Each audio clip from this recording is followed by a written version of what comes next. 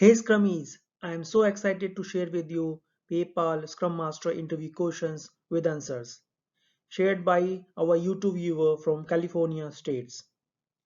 Some of these questions are kind of case study where in-depth and detailed explanation of a particular case with a real-world context need to be explained.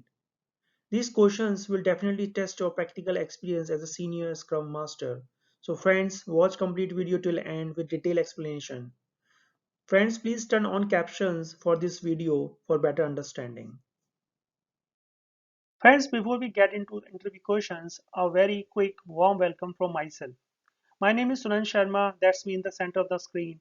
I'm Agile consultant based in Den Haag, Netherlands, and I'm helping people from last 2 years to successfully pass their interviews. I always do that by giving you top scoring real world interview questions with detailed answers you can't find anywhere else. Friends, please make sure you subscribe by clicking the button below the video, and then you won't miss out any of the weekly videos I'm uploading. And I would also appreciate your support if you gave a video a big thumbs up in a form of a like. Your one like is a big motivation for me because that's tell me you enjoy the content and I will create more for you. Thank you very much. The very first question is, my project is defined as a communication extension of an existing project. In order to integrate it with a third-party system, say 2 months job, which I would like to divide it into, say 4 to 5 sprints, we need to modify the hardware a bit, then test it at customer side to see if it will suffice. Then get back to the implementing some basic protocols and then test it at customer side. Implement a bit, do a small release and test it. Seems fit for a small agile sprint. But I am unsure how to write the story level task. There are no users that I can identify in my project. I could simply write test different communication options as a story, but it will surely violate the invest. What I am doing wrong? Can you help me here? User stories are not meant to be measure of a business value. As a rule of thumb, each sprint should deliver a potential releasable increment of product, but nothing requires that each iteration deliver X amount of value. User stories just represent invest size units of work that collectively deliver the elements of the product that the product owner and by the extension of the stakeholders think will provide value.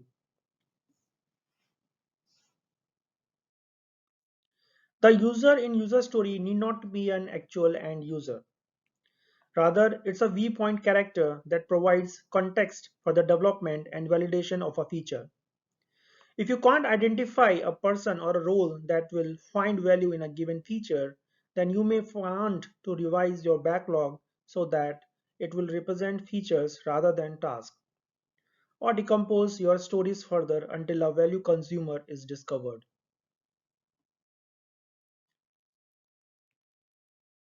A user in a user story can be any actor that would derive value from the feature. Some possible users for your scenarios might be end user of the communication extension, a specific role is staffed at the customer side, an administrator or operator of the communication system, a network engineer supporting the infrastructure that your product relies on. Identifying this user provide context as implementation details are not part of a user story. The viewpoints help the developer craft a solution from a feature consumer's point of view and often highlights the acceptance testing criteria necessary to ensure the feature is designed and built properly. In case where an actual person is defined as a user, then the story can also act as a conversation placeholder for the starting a dialogue with the person about the implementation of the feature. So let's say for example,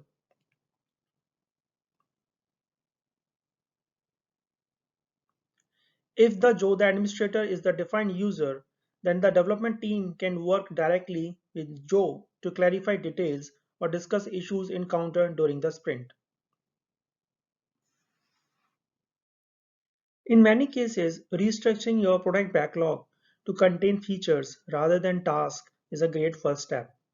Once you have done that, you should decompose the features until each feature has some quantifiable value and identified the likely consumer of that value. This process not only helps you write better user story, but will also help the product owner to properly prioritize stories within the product backlog. Stories without a viewpoint are often a result of lack of process. It indicates a plan-driven rather than feature-driven product backlog. Stories that are specifications rather than stories in the agile sense. Themes or epic that have not been decomposed well, enough to identify who will receive value from the feature. A story epic or theme that has been added to the product backlog without value-based prioritization by the product owner.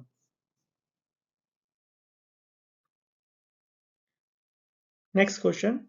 Our product is moving more and more into the direction of a software development kit, which can be used by other developers. So the question is how to speed user stories. Since we are disagreeing on who our user is, are we planning for features from an end user perspective? Or is it enough to define a ticket in terms of there should be a method in class X doing Y? In Scrum teams, it's a bad practice to split user stories by horizontal layers. But some teams members argue that if we consider the SDK consumer as a user, then a ticket, there should be a method in class X doing Y should be a valid, and that a separate ticket for UI for the same features can be checked since the one targets are different user use cases. What is your thought on this? While the user stories are supposed to be split vertically, offering a complete slice of production-ready code, that is not always the case. Let the team decide the most effective way of dissecting user requirements and packaging them for development deployment. User stories verticalization works amazingly well in e-commerce or B2C applications and websites, but less well in an environment where highly coupled dependencies. We have to keep in mind that different stories can have different users. If you are building your UI of your own SDK, it is not uncommon to have these two user stories. As an SDK user, I would like to be able to grant permissions to a user so that I can manage what different users can do. And as an interface user, I would like to be able to grant permission to a user so that I can manage what different users can do. Doing the first one first makes the second one much more smaller. Both of them deliver real end-to-end value to a user. The only thing that is gray is they are truly independent. I would argue that they are because it is possible to do either first. It just would not usually make sense to do the second one first. It could though. If the UI user really needed something fast, I could focus on that and shortcut all the work and testing that should go into the making it available through the SDK. It would just be architecturally far less sound. The next question is, in Jira, how to better manage tasks without stories and stories without tasks? Is it possible to make it such that the single issues can be tracked the same way a story with one task can be tracked? Stories with no task are put under other issues. That creates the following problems. There is no swim lane to follow the work done, and work cannot be vertically prioritized in the sprint. But solving that problem includes some combination of complexity where you create a redundant story or a redundant task just to get that functionality. Can you do anything to solve this? Friends, if you are a Jira user, it's a well-known problem. Let's see some of the options. So here are some of the workaround which we can try. You can turn off swim lanes. This will show all stories in the correct order regardless of if they have subtasks or not. However, this may represent you with too much information at the same time since all stories and subtasks are shown all at once. You can turn off swim lanes and hide the subtask. This will show you the status and order of all stories regardless of subtask. However, then you need to open the stories one by one to see the subtask status. You can use the backlog view and configure the board to show story status there.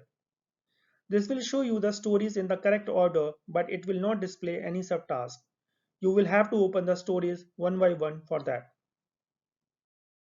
The next question is, we are looking to change our approach on estimates. In Scrum, where stories are planned based on an initial estimate and after the technical analysis, a new estimate can be used. Are there any alternative besides story points velocity? Theoretically, yes, you could use a burn down chart to estimate when all the work in the product backlog would be completed. However, in practice, it does not always work. Using a burn down chart to estimate completion relies on a few assumptions, such as that the product backlog is well understood and is generally static. However, there are usually not true statements. The team tends to focus its efforts on understanding the highest priority work at the top of the backlog and only minimal effort, if any at all, to understand less important work. As you move down the backlog, the work tends to be larger and less well defined. The product backlog is also frequently changing between the product owner's regular work in understanding stakeholders' needs, feedback obtained in sprint review, and the feedback from the other sources as the product is used. The contents of the product log may change.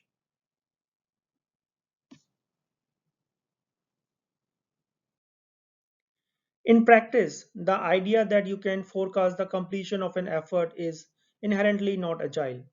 In Agile, the scope is not committed to.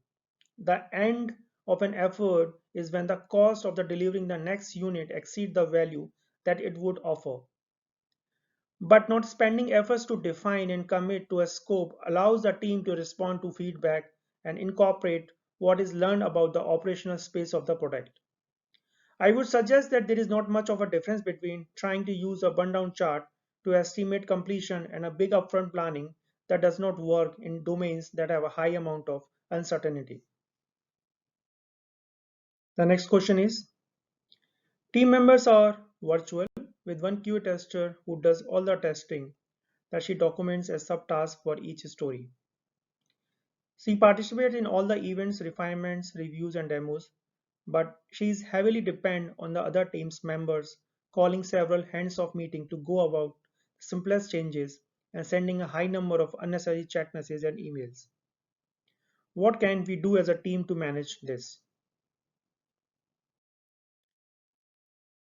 Okay, the problem statement is QA engineer not able to understand and perform testing efficiently without multiple inputs and help channels. Well, let's see what's missing here. How are these tasks defined and communicated? If the user stories are defined in well format, explaining the task in functional and technical perspective with supporting documents, then it can be taken to a next level. It's a team's responsibility to agree upon and maintain the protocol for different functions, like task definition must include user stories, which defines what is required with also putting valid documents like workflow documents, UI UX design guide, sequence diagram, screen flow design, API signature and methods, sample working data, environment and scope, any other input vital for task definition.